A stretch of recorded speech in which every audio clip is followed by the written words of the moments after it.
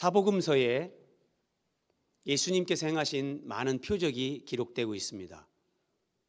그런데 많은 표적이 사복음서에 기록되고 있지만 마태, 마가, 누가, 요한 사복음서에 다 기록된 표적은 딱 한 가지입니다. 오병이어 표적입니다. 오병이어 표적은 사람들이 보기에 따라서 이 보리떡 5개 물고기 2마리로 5천 명을 먹이고도 남았다니 기적으로 열광하는 사람들이 한 부류가 있습니다. 그런데 하나님께서 오병이어 표적을 행하신 진짜 의미는 이스라엘 백성들이 광야에서 만나를 먹었지만 그 만나는 실체가 아니기 때문에 죽었다는 거예요. 그런데 그 만나의 실체로 하나님의 아들이신 예수 그리스도가 이 땅에 오셨다는 거예요. 그래서 예수님은 내가 곧 생명의 떡이다. 내가 하늘에서 내려온 살아있는 떡이다. 너희가 인자의 살과 피를 먹고 마시면 너희에게 생명이 있다 말씀하십니다. 신비 중에 신비입니다.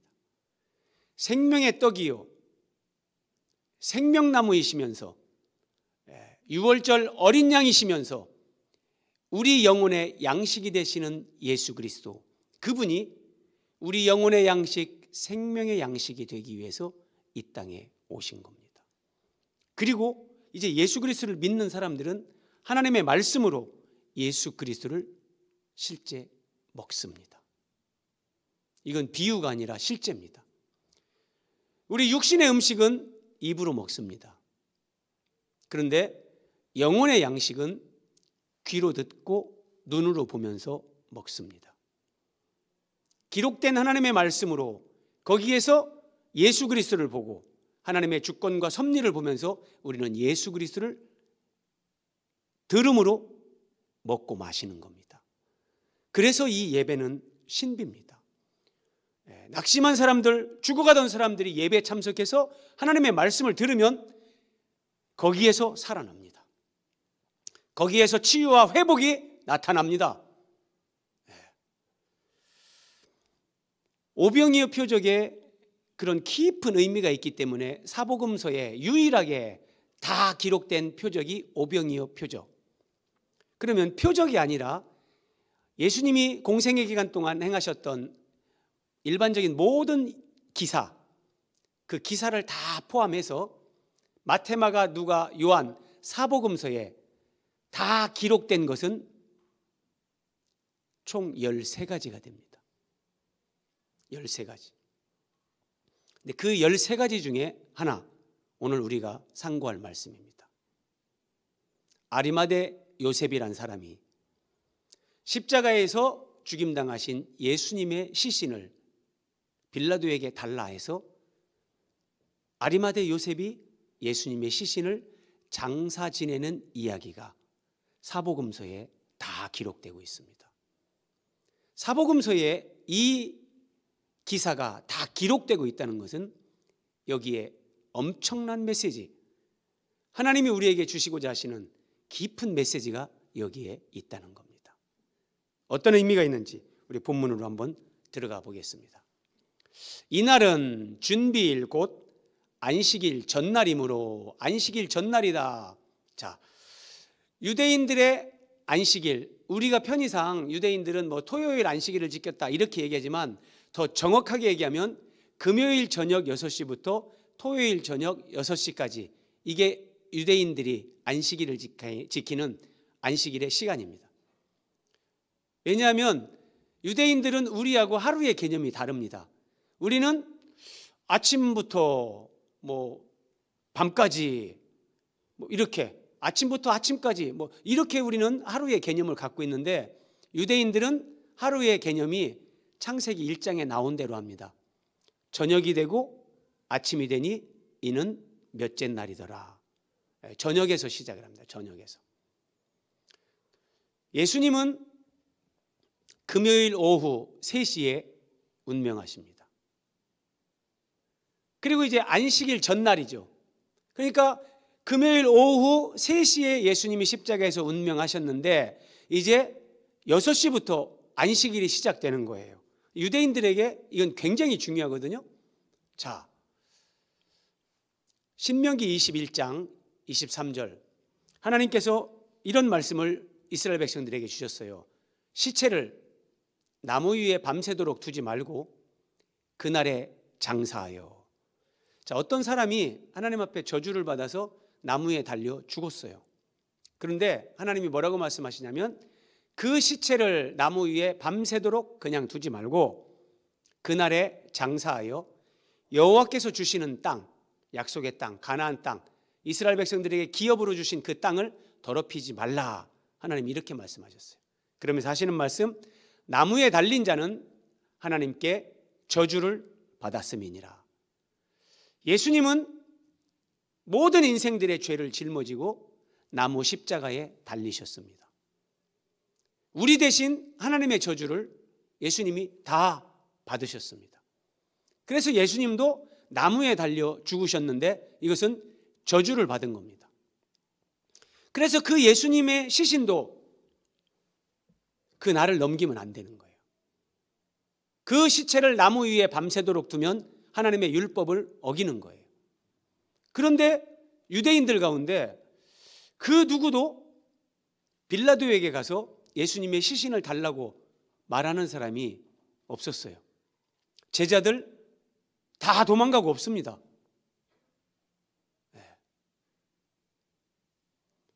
그런데 아리마대 요셉, 이제 예수님이 3시에 운명하시고 시간이 조금 지나셨겠죠? 그리고 그 십자가에서 예수님의 시신을 이렇게 내립니다. 그리고 장례를 진행하면서 아마도 시간을 촉박하게 그 6시를 넘기지 않고 예수님의 그 장례를 진행했을 겁니다. 아리마대 사람 요셉이 와서 빌라도에게 와서, 자, 아리마대 사람 요셉, 이 사람은 뒤에서도 보겠지만 마태복음에 보면 이 사람은 부자다 그래요. 부자다. 그리고 이 사람은 공회원이다. 공회, 산헤드린 그럽니다. 산헤드린. 지금 유대인들은 로마의 지배를 받고 있는데 유대인들에게 사람을 죽일 수 있는 어떤 그런 사형 집행권이라든지 이런 것들이 없습니다. 그럼에도 불구하고 유대인들에게 그들의 최고 의결 기관, 이것이 공회입니다. 공회원. 그 공회원 약 한 70명 정도로 구성이 돼가지고 유대 사회에서 중요한 것들을 여기서 다 결정을 하는데 아리마대 요셉이라는 사람이 이 공회원 가운데 한 사람입니다. 대단한 겁니다. 그러니까. 그러면 이 사람은 부자입니다. 공회원입니다. 우리나라 국회의원이 300명 아닙니까? 그런데 이스라엘 나라의 공회원은 70명. 70명 가운데 한 명이에요. 그리고 부자입니다. 예수님은 사람들이 아는 바로는 자기가 왕이라고 했다. 그래서 빌라도에게도 그렇게 참소하는 거죠. 이 사람이 자기가 왕이라겠다. 우리에게 왕은 가이사밖에 없는데 자기가 왕이라겠다. 이 반역자다, 반역자. 예수님을 그렇게 모함해서 죽였습니다. 그러면 반역자의 시신을 최고 권력자에게 가서 내가 가져다가 장례를 치르겠다라고 할 때 자칫 잘못하면 자기가 다 오해받고 다칩니다. 그래서 사람들이 예수님의 시신을 수습하려는 생각을 아무도 하고 있지 못했는데 아리마대 요셉은 부자입니다. 부자. 가만히 있어도 평생 부자로 삽니다. 그리고 공회원입니다. 권력을 가지고 있습니다. 예수님의 시신을 달라고 했다가 뭔가 오해를 사고 잘못되면 자기의 지금까지 누려왔던 그 권세와 그 안락한 삶, 모든 것을 한순간에 잃어버릴 수도 있습니다. 그런데 빌라도를 찾아가서 예수님의 시신을 주십시오. 당돌이, 우리 성경이 당돌이 이렇게 번역을 했습니다. 톨마오라는 단어를 쓰는데 대담함, 위험을 무릅쓰다, 이런 뜻을 가지고 있어요. 아리마대 요셉은 빌라도에게 가서 정말 대담하게 위험을 무릅쓰면서 예수님의 시신을 달라고 한 겁니다. 누가복음 23장 50절에서 공회의원으로, 지금 아리마대 요셉을 설명하는 겁니다. 이 사람은 공회의원으로 선하고 의로운 요셉이라 하는 사람이다. 네. 51절을 보십시오. 그들의 결의와 행사에 찬성하지 아니한지라. 이 공회원들이 모여서 예수님을 죽이자고, 그렇게 결의하는데 아리마대 요셉은 거기에 찬성하지 않았어요. 나는 찬성할 수 없다. 저 예수님은 죄가 없는 분이다. 그럴 수 없다. 그리고 이 사람은 아리마대 사람이요, 하나님의 나라를 기다리는 자라. 하나님의 나라를 기다리는 자. 자, 성경에서 이 사람이 선하고 의롭다 이렇게 표현할 때 그 선하고 의롭다는 것은 윤리적인 개념이 아닙니다. 하나님이 언약하신 그 언약의 말씀을 철저하게 믿고 그 언약의 내용, 핵심은 메시아 언약이죠. 이 땅에 오실 그 메시아를 믿음과 소망과 사랑으로 바라보며 살았던 사람, 이걸 선하고 의로운 사람이다. 성경은 이렇게 얘기를 합니다. 그래서 이것을 다른 말로 하면 하나님의 나라를 기다리는 사람, 하나님이 약속하신 이 땅에 오시는 메시아 그리스도 예수, 그분을 아리마대 요셉은 기다리면서 살았다는 겁니다. 자, 마태복음 27장 57절로 봅니다. 저물었을 때 아리마대의 부자 요셉이라 하는 사람이 왔으니, 부자 나오죠? 이 부자라는 단어가 이 성경에서 꼭 있어야만 됩니다. 이 부자라는 단어가 없으면 하나님의 예언의 말씀이 하나가 성취가 되질 않습니다. 그래서 아리마대 요셉이 실제 부자였고 이 사람이 부자라는 것을 복음서가 우리에게 확인시켜 주는 겁니다. 그도 예수의 제자라. 이 사람은 예수님을 알아봤어요. 이 예수님이 가르치시는 말씀, 예수님이 행하시는 표적, 이것은 하나님으로부터 오신 분이 아니면 도저히 설명할 길이 없다. 이분은 하나님께서 보내신 그리스도가 맞다. 아리마대 요셉은 이렇게 예수님을 믿고 그의 제자의 삶을 살았던 사람. 그래서 그 예수님이 십자가에서 운명하셨을 때 빌라도에게 시체를 달라 이렇게 요구를 한 겁니다. 근데 이것을 12제자하고 비교해 보세요. 이때 12제자들은 어디 있습니까? 다 도망가고 없습니다. 베드로가 제일 큰 소리를 쳤지만 도망가고 없습니다. 그런데 주님의 공생의 기간 동안 단 한 번도 역사의 전면에 드러나지 않았던 이 아리마대 요셉이 결정적인 순간에 빌라도를 찾아가서 예수님의 시체를 달라. 예수님의 시체를 이렇게 달라고 말할 수 있었던 것은 예수님은 죄가 없으신 분, 예수님은 하나님이 보내신 그리스도, 이런 부분에 대해서 확신이 있었던 거예요. 그래서 어떤 내가 어려움을 감수하더라도 정말 예수님을 내가 장사 지내드려야 되겠다, 이런 마음으로 시체를 달라고 요구한 겁니다. 자, 빌라도가 예수의 시신을 달라는 청을 듣고 깜짝 놀랍니다. 뭐라고? 그러면 그 나사렛 예수가 벌써 죽었어? 십자가에 매달리고 사람들이 이렇게 빨리 안 죽습니다. 예수님은 그냥 한 6시간 만에 죽으시는 거예요. 그러니까 백부장을 불러서 확인하는 거예요. 죽은 지가 오래됐냐? 확인하고 그러면 그 시체를, 요셉에게 시체를 내줘라 얘기를 해서 예수님의 시체를 요셉에게 내주었습니다. 요셉이 세마포를 사서 예수를 내려다가 아마도 이런 말씀을 오늘 처음 이런 말씀이 있었나 이렇게 보시는 분들도 있을 수 있어요. 잘 보세요. 요셉이 세마포를 사서 예수를 내려다가 그것으로 싸서, 예수님이 여러분 십자가에서 이렇게 못 박히셔서 죽으셨잖아요. 그러면 그 대못에 박혀서 양손, 발 뭐 이게 우두둑 우두둑 거의 뭐 찢어졌겠죠. 그래서 예수님의 시신을 조심조심해서 내려야지 잘못 내렸다가는 이 뭐 큰일 나는 거예요. 그래서 어떻게 내리냐? 세마포를 사서 그것으로 십자가 위에 있는 예수님, 달려있는 예수님을 이렇게 싸고 거기에서 조심조심해서 이렇게 그림처럼 예수님을 십자가에서 내리는 거예요. 그리고 그 세마포로 이제 예수님의 시신을 싸서 돌무덤에 넣어두고, 돌무덤에 넣어두고 이제 그 무덤 문을 돌을 굴려서 닫습니다. 이렇게 싸가지고 저 무덤에 이제, 그러니까 우리나라 장례 문화처럼 뭐 흙으로 다 덮고 이게 아닙니다.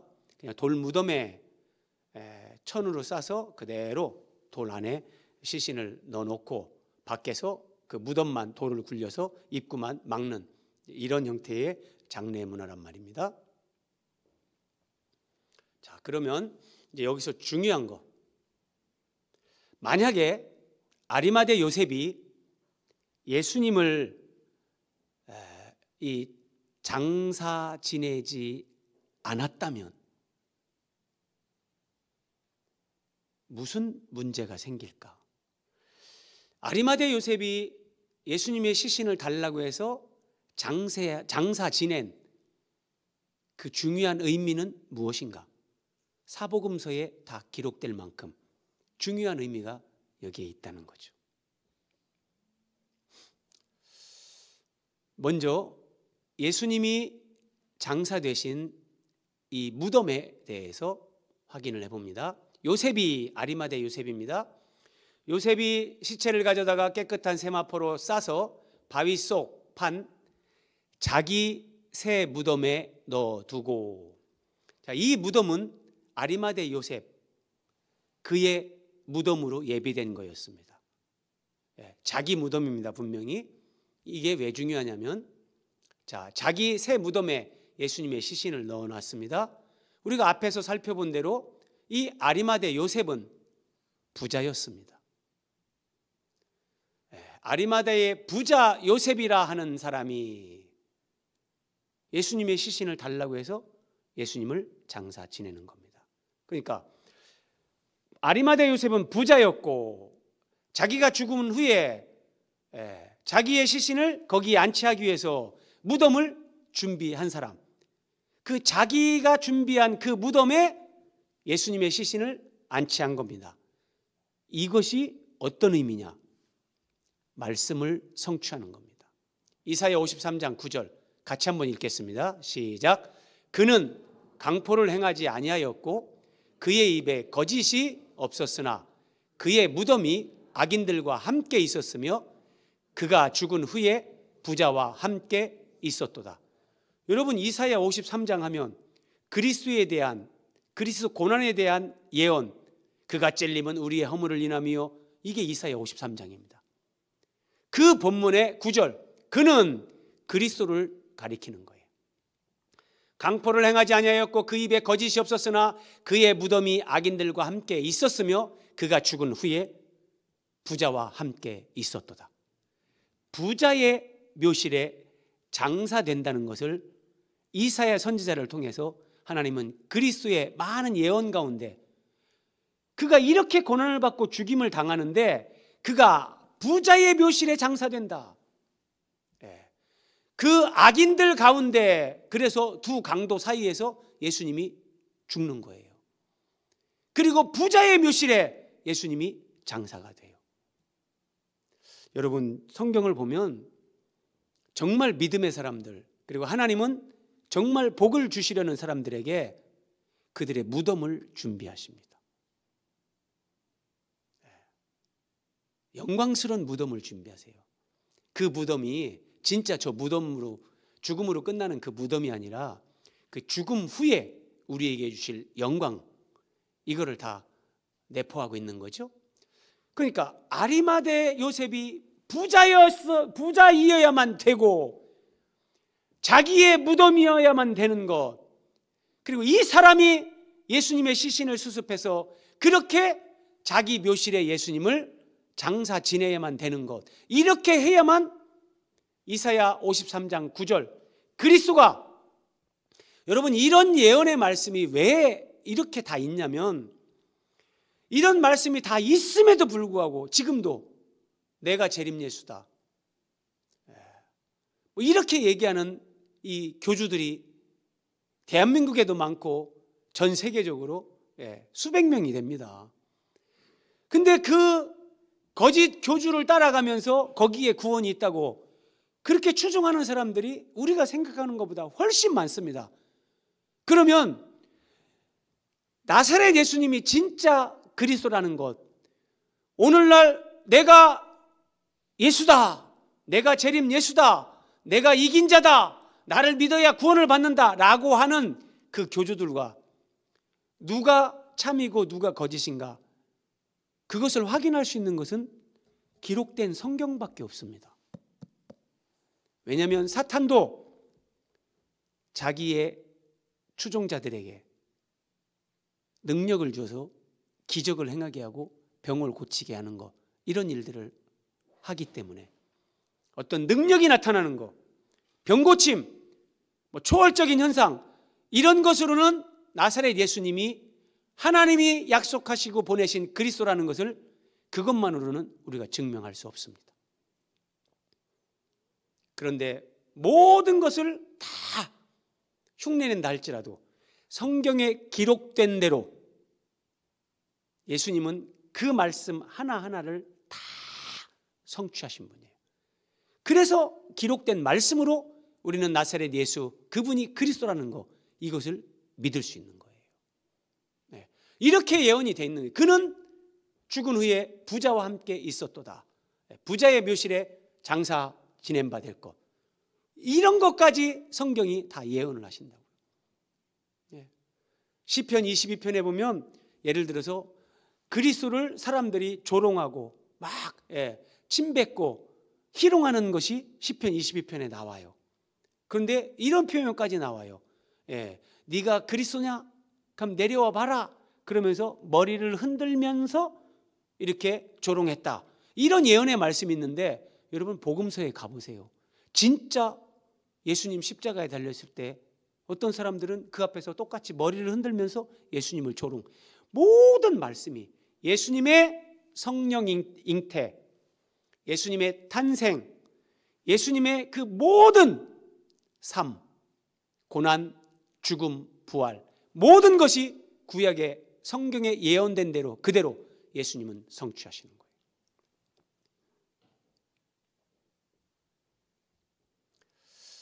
예수님이 이제 무덤에 장사 지낸 바 됐습니다.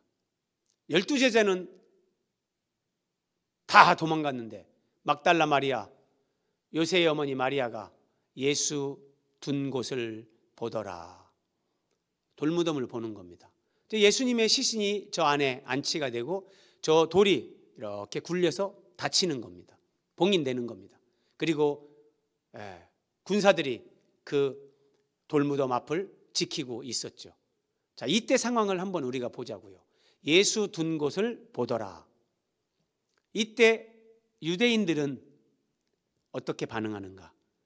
이야, 이 바리새인 종교 지도자들, 대제사장들, 그들 중심으로 한 유대인들은 야, 저 참 골치 아팠는데 이 사람들이 예수를 따르고 그리스도라고 하면서 뭐 우리에게 주목하지 않고 저 예수에게 열광을 했는데, 야, 골치 아픈 거 이제 해결돼서 참 잘 됐다, 이렇게 생각하는 거죠. 사탄은요, 나사렛 예수, 네 백날 그래도 내가 이겼다, 내가 이겼다, 그 무덤을 보면서 다 이렇게 하는 거예요. 제자들은요, 아이고 우리 예수님 이제 끝났다, 죽으시고 무덤에 장사 지냈는데 이제 무슨 소망 있나, 끝났다, 낙심하고 두려워합니다. 여러분, 우리가 주님 안에서 믿음으로 살아가면서 이런 것을 볼 때가 있습니다. 내 삶에 어떻게 이런 일이? 낙심하지 마십시오. 하나님은 부활의 새벽을 준비하십니다. 우리에게 그 예수 그리스도의 부활을 통해서 예수 그리스도의 부활 생명이 이제 우리 가운데 들어오는 거예요. 그 부활 생명이 우리를 짓누르고 있는 죄와 사망의 권세, 이것을 깨트려 버리는 거예요. 똑같습니다. 우리 삶에 정말 내 눈에 보이는 것, 낙심, 절망, 포기하고 싶은 그런 상황, 거기에서 우리는 그 부활의 새벽을 예비하시는 하나님의 섭리와 손길을 볼 수 있어야 됩니다. 요나서 2장 6절입니다. 요나가 불순종하고 지금 물고기 뱃속에 내려갔습니다. 한번 잘 생각해 보세요. 요나가 배에서 큰 풍랑이 일어나니까 이제 뱃사람들이 다 알아본 거예요. 요나도 나를 물에 던져라. 자, 배 밑창에 들어가 있었습니다. 배에서 가장 밑으로 내려갔습니다. 요나를 다시 거기서 사람들이 들고 바다로 던집니다. 배 밑창보다 더 깊은데 바닷속으로 들어갑니다. 바닷속으로 던져졌는데 거기에서 물고기 뱃속으로 들어갑니다. 가장 그런데 여러분, 이 물고기 뱃속에 요나가 들어간 이것을 성경은 예수님의 장사 지내시고 부활하는 것으로 우리에게 가르쳐 줍니다. 예수님이 뭐라고 말씀하셨습니다. 이 악하고 음란한 세대가 표적을 구하지만 내가 보여줄 표적은 요나의 표적밖에 없다. 예수님이 죽으시고 장사 지낸 바 되시고 3일 만에 부활하는 것, 이것이 최고의 표적. 이게 요나의 표적. 예수님이 이렇게 말씀하셨어요. 요나가 물고기 뱃속에서 하나님 앞에 기도하는 내용 가운데 하나입니다. 내가 산의 뿌리까지 내려갔다. 이렇게 얘기합니다. 산의 뿌리까지 내려갔다. 예수님이 하늘 보좌에서 이 땅에 오신 것도 정말 우리가 어떻게 표현할 수 없을 정도로 낮아지심이죠. 근데 그 예수님은 이 세상에 오시는 것, 그것이 끝이 아니라 이 세상에 오셔서 죽으셔서 무덤까지 들어가세요. 음부까지 가시는 거예요. 그거를 요나는 물고기 뱃속에서 자기는 기도하는데 하나님은 요나의 이 체험을 통해 그리스도의 죽음, 장사 지냄, 그리고 부활을 보여주는 거예요. 자, 오늘 말씀의 이제 결론과 같은 핵심입니다. 아리마대 요셉이 예수님의 시신을 장사 지내지 않았다면, 그러면 어떻게 되는가? 우리가 믿는 예수 그리스도의 복음에 결정적인 문제가 생깁니다. 자, 고린도전서 15장 3, 4절 바울이 말합니다. 내가 받은 것을, 바울이 받은 것, 복음을 얘기하는 거예요. 바울이 받은 복음, 바울이 전한 복음, 이 복음이 있는데 내가 받은 것을 먼저 너희에게 전했다. 바울은 하나님으로부터 이 계시를 다 받았잖아요. 그래서 이는 내가 너희에게 먼저 예수 그리스도의 복음을 전했는데 이는 성경대로 그리스도께서 우리 죄를 위하여 죽으시고 장사 지낸 바 되셨다가 성경대로 사흘 만에 다시 살아나셨다. 성경대로입니다. 그런데 중요한 거, 성경대로 그리스도께서 우리 죄를 위하여 죽으시고 장사 지낸 바 되셨다가 성경대로 사흘 만에 다시 살아나셨다. 이것이 바울이 전하는 복음의 핵심입니다. 구약 성경의 예언대로 예수님은 우리 죄를 짊어지고 죽으셨다. 그리고 장사 지낸 바 되셨다. 그런데 성경대로 사흘 만에 그 예수님은 다시 살아나셨다. 이게 예수님의 복음을 딱 요약할 때 여기에 장사 지낸 바 되셨다가 이 내용이 들어가는 거예요. 근데 만약에 아리마대 요셉이 예수님의 시신을 장사 지내지 않았다면, 여러분 그 예수님에 대한 예언 가운데 그 뼈가 하나도 이렇게 상하지 않았다, 이런 그런 예언의 말씀들도 있잖아요. 그래서 원래 십자가에서 이 죄인이 죽었는가 확인해 볼 때는 사람들이 십자가에 달려있는 사람 다리를 꺾어버리는 거예요. 아무리 죽은 척하는 사람일지라도 다리 뼈를 꺾는데 그냥 꾹 참고 속일 수는 없거든요. 그래서 다리를 꺾어보는데 예수님에게도 만약에 다리를 꺾어버렸다면 이게 구약의 예언이 성취가 안 되는 거예요. 근데 예수님은 다리를 꺾지 않고 그냥 창을 옆구리로 한번 찔러보면서 그렇게 확인을 하면서 예수님의 뼈는 하나도 꺾임 당하지 않는, 이런 거 하나하나에도 심오한 의미가 있습니다. 자, 어쨌든 예수님은 장사 지낸 바 되셨다가 사흘 만에 성경대로 다시 살아나셔서 우리의 구원자가 되시고 복음을 성취하신 거예요. 아리마대 요셉이 하나님 앞에 쓰임 받은 것, 장사 지낸 바 되셨다가 성경대로 사흘 만에 다시 살아나셨다, 이 복음의 내용 말씀을 이루시는데 아리마대 요셉은 이 연결고리에 쓰임을 받은 겁니다. 여러분, 이쯤에서 우리가 늘 신앙 고백하는 사도신경, 장사된 지 사흘 만에 죽은 자 가운데서 다시 살아나셨으며, 장사된 지 사흘 만에 아리마대 요셉이 예수님의 시신을 장사 지낸 바가 만약에 없었다면 예수 그리스도의 복음이, 우리의 신앙 고백이 이렇게 안 된다는 거예요. 별거 아닌 것 같지만 아리마대 요셉 한 사람의 이 순종과 헌신으로 말미암아 하나님이 우리에게 주시고자 하시는 예수 그리스도의 복음이, 퍼즐이 딱 맞춰지면서 복음이 완성되는 거예요. 우리의 신앙 고백이 이렇게 완성되게끔 하는데 아리마대 요셉은 하나님의 구속사에 어떤 한 점을 찍는 부분에 하나님 앞에 쓰임 받은 겁니다. 인류 역사를 구속사와 세속사로 구분할 수 있습니다. 세속사는 그냥 사람들이 중심이 돼가지고 세상 나라에 그 역사가 진행되는 겁니다.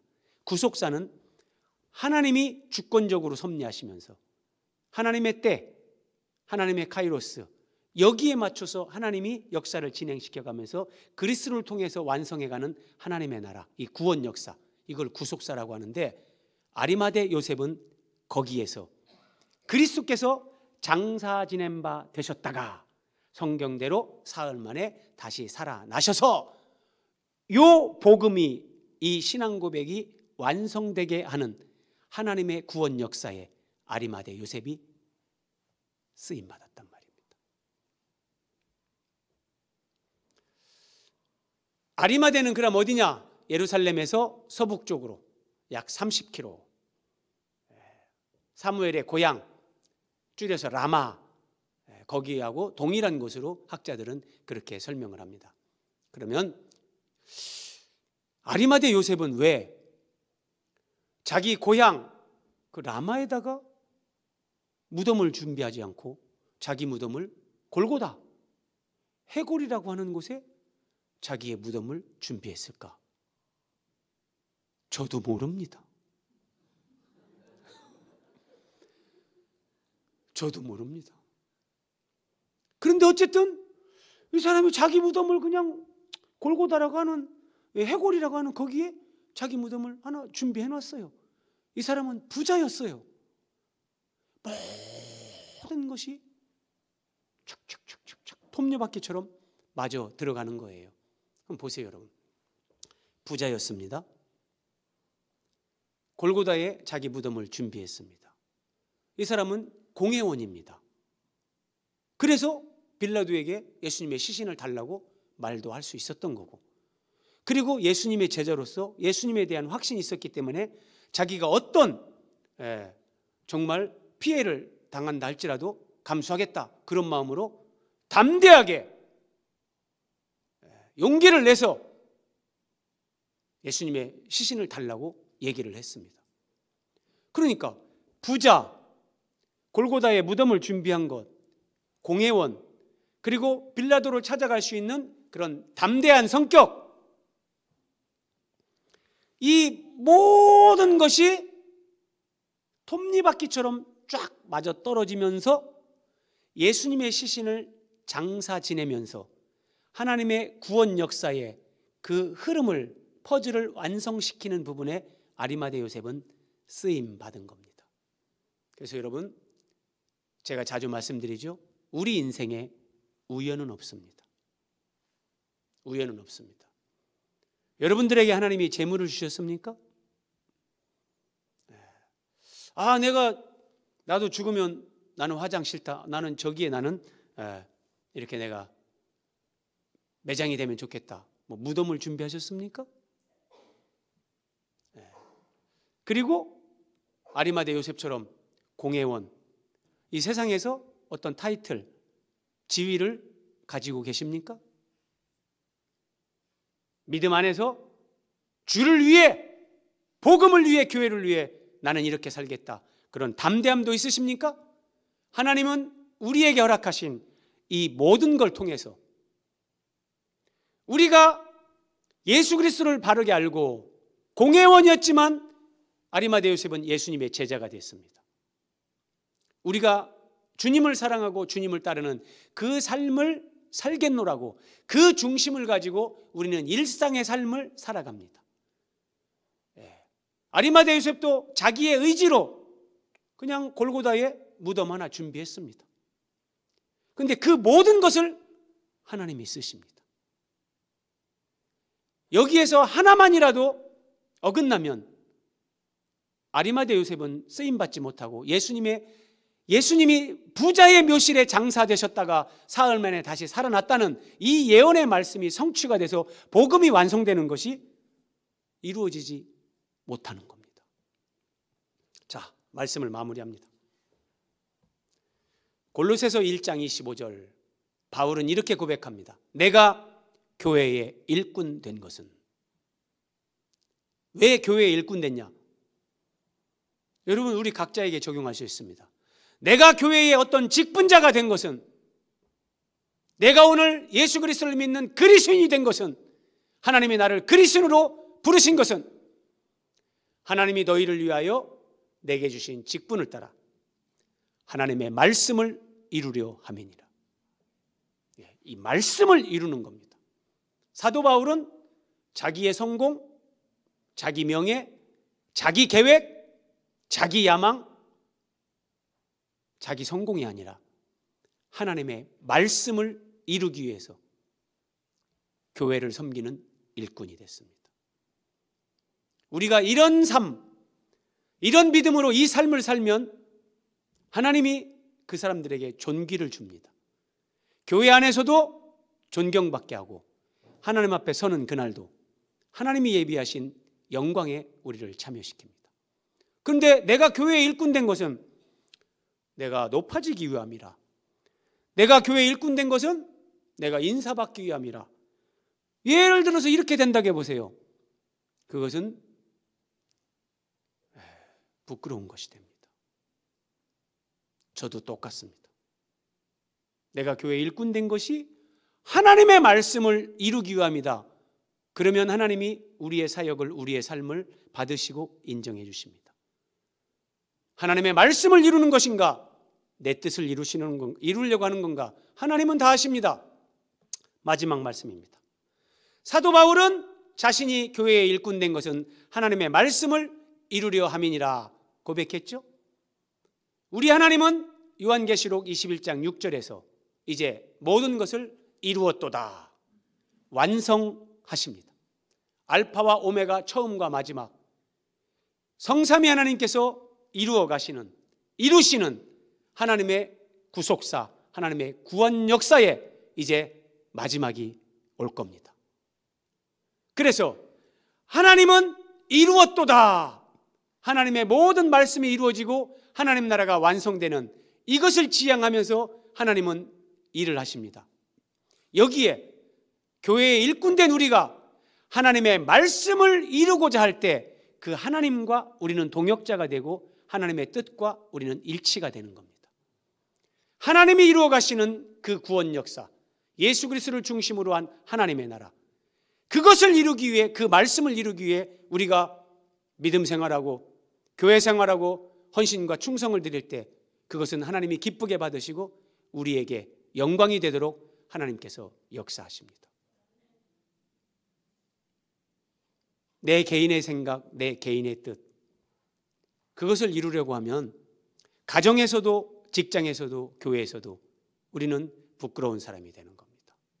하나님의 말씀을 이루기 위해 수고하고 헌신하고 충성하고 봉사하는 삶, 그 중심으로 그렇게 살다 보면 아리마대 요셉을 하나님이 사용하신 것처럼 여러분들 가정에서 직장에서 또 교회 안에서 나는 그냥 주님 사랑하고 주님 따라가겠다고 그런 마음으로 그냥 그렇게 했을 뿐인데 모든 것을 주관하신 하나님께서 톱니바퀴가 촥촥촥촥 맞아지게 하는 것처럼 우리의 그 삶 가운데 하나님이 섭리하시고 역사하셔서 하나님의 구속사에 우리 가정에서 직장에서 교회에서 이 민족 가운데 이 시대 가운데 우리도 하나님 앞에 쓰임받는 사람들이 되도록 하나님이 그렇게 은혜를 주시고 복을 주시는 겁니다.